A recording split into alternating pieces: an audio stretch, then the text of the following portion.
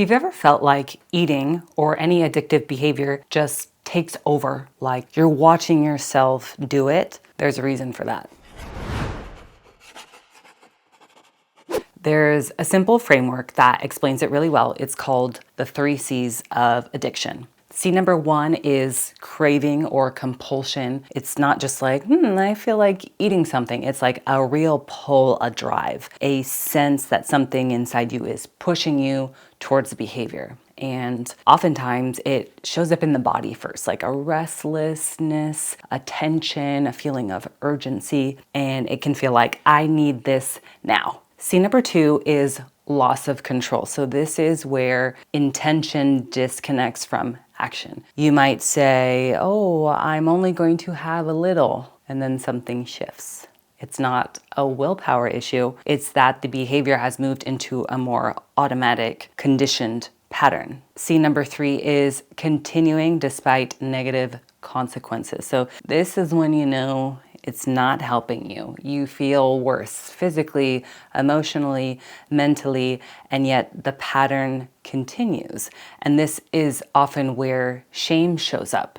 You say, I know better, I knew better, but this isn't about knowledge, it's about patterning. One thing that's really important to understand is this. Automaticity is a hallmark of addiction. Over time, the brain shifts away from intentional, goal-oriented behavior and towards deeply learned habitual patterns. So instead of acting from your conscious, aware self, you're acting from a pattern that's been reinforced again and again. And, acting out our patterns, it can feel like it's just happening so fast outside of our conscious awareness, which is why it feels like, why did I just do that? The good news is patterns can change, but generally not through harshness. In fact, one of the most important starting points is self-compassion, because beating yourself up often tends to make things worse. More stress, more emotional intensity, more all or nothing thinking,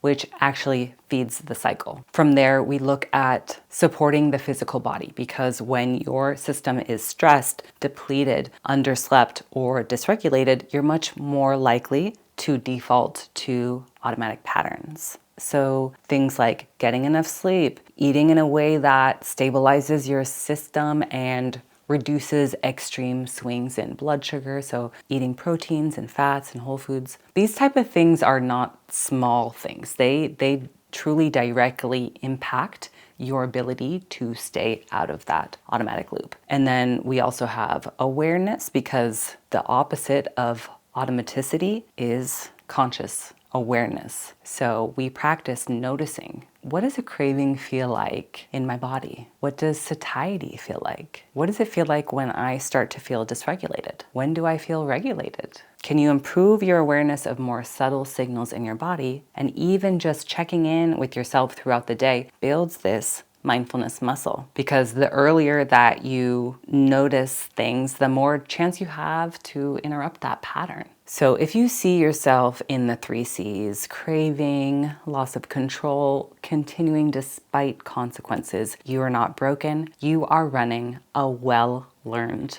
pattern. And with the right support, with awareness, with care for your body, that pattern can change. If you enjoyed this video, please give it a like. Please let me know by leaving a comment. Subscribe to the channel. All that really helps. Thanks, and until next time.